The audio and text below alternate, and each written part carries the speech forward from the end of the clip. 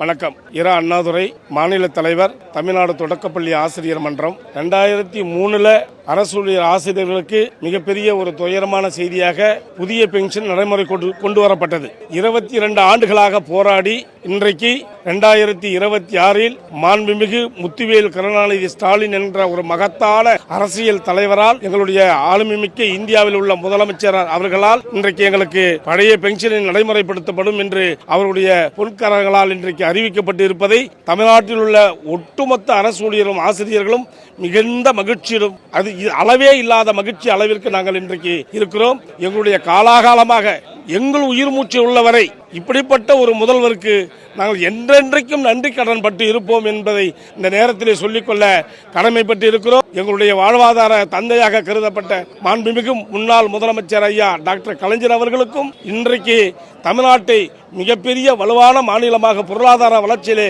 முன்னேறுகின்ற மாநிலமாக கொண்டு சென்று கொண்டு இருக்கிற எங்களுடைய வாழ்வாதாரத்தினுடைய தந்தை ஐயா டாக்டர் மு.க. ஸ்டாலின் அவர்களுக்கு அரசு ஊழியர்கள் ஆசிரியர் சார்பாகவும் ஜெக்டோ ஜியோ சார்பாகவும் எங்களுடைய வாழ்நாள் முழுவதும் நன்றி சொல்ல கடமைப்பட்டு இருப்போம்.